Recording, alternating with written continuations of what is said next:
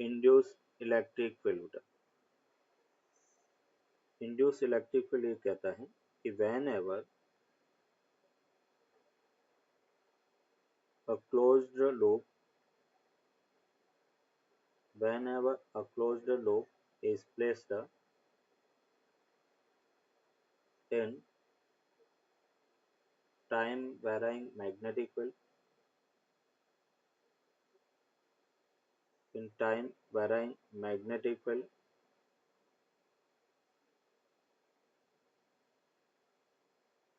whenever a closed loop is placed in time varying magnetic field, then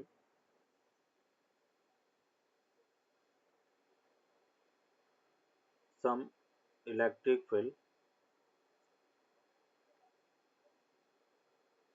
some electric field is induced, which is called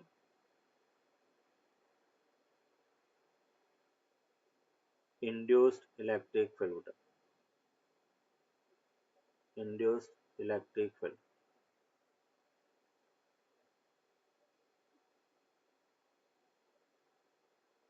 Induced electric field is non-conservative field. जैसे in general जब electrostatic में electric field देखा था तो वो conservative था। Induce electric field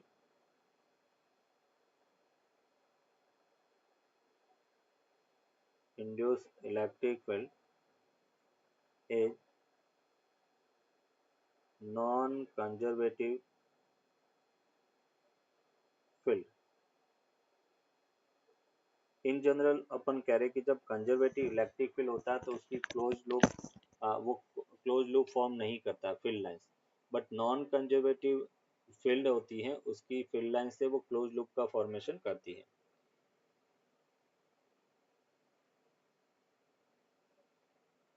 तो electric field lines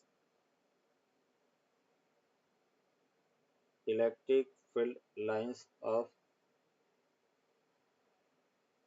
induced electric field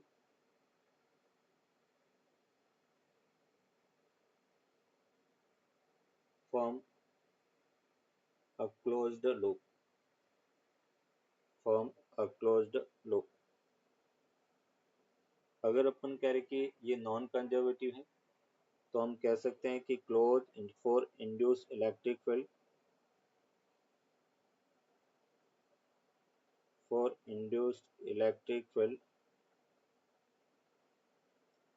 closed integral E dot dl not equals to 0। वही जब कंजर्वेटिव फील्ड होता है तो E dot dl 0 होता है, जबकि इसके लिए E dot dl 0 नहीं होता। अभी इसको अपन एक एग्जांपल से एक्सप्लेन करेंगे कि इंड्यूस इलेक्ट्रिक फील्ड कैसे अपन प्रोड्यूस कर सकते हैं। ये जैसे अपन कह रहे कि एक टाइम वेराइंग मैग्नेटिक फील्ड है।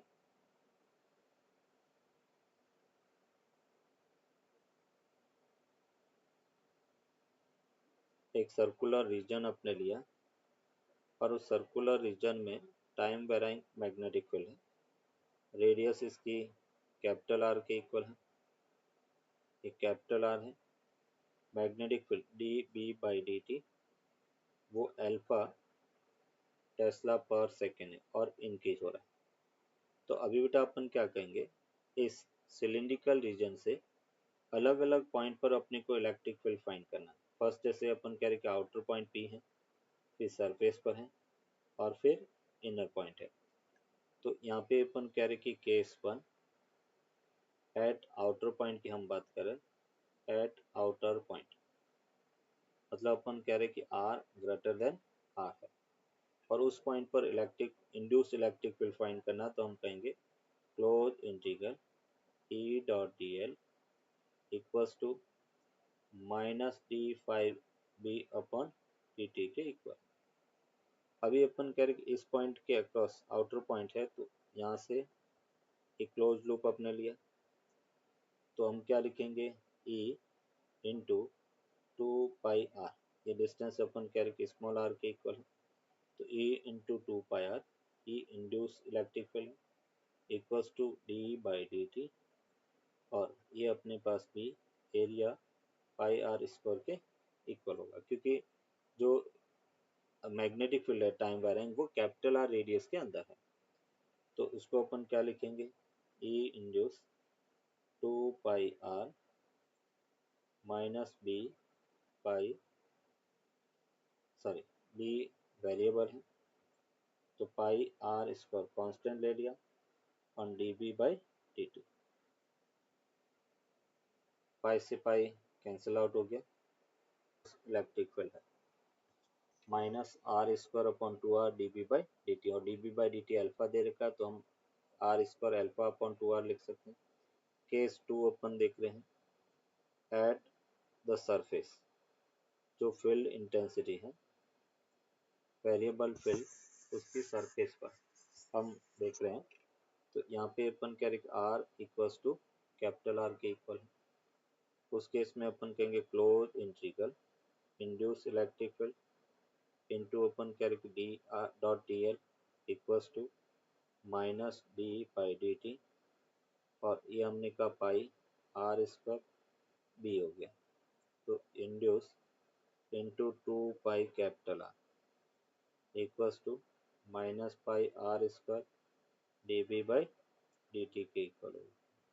पाई आर से pi R cancel out, means E at surface वो हमें मिला minus R upon 2 D B by D T के इक्वल होगा, और उसको हम लिख सकते हैं आर अल्फा बाई 2।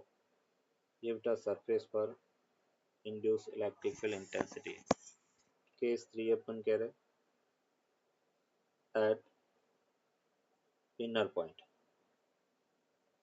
जो वेरिएबल फील्ड है उसके अंदर कोई पॉइंट अपना लिए आर लेस देन आर, तो उस केस में अपन कहेंगे E induce D L equals to minus D by D T pi into small R square into B हो गया। तो हम कह सकते हैं E inner point 2 pi into small R minus pi R square D B by D T. Pi R से pi R cancel out, means यहाँ पर अंदर वाले पॉइंट पर फील्ड इंटेंसिटी होगा minus R by 2 D B by D T, या minus R by 2 alpha के equal होगा। ये इंड्यूस इलेक्ट्रिक फील्ड इंटेंसिटी। अगर इसमें ग्राफ अपन देखेंगे, graph between induce electric field intensity and R distance, तो यहाँ से अपन कहेंगे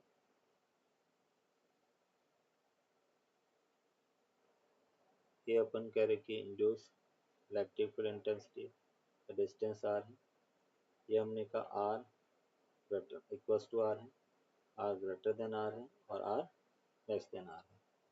इसमें अपन कहेंगे लेस देन आर में डायरेक्टली प्रोपोर्शनल, और जैसे अपन कह रहे कि आर ग्रेटर देन आर है इनवर्सली प्रोपोर्शनल, तो ई इनवर्सली प्रोपोर्शनल टू आर है, ई प्रोपोर्शनल टू आर है, और ये अपन कह रहे कि मैक्सिमम है।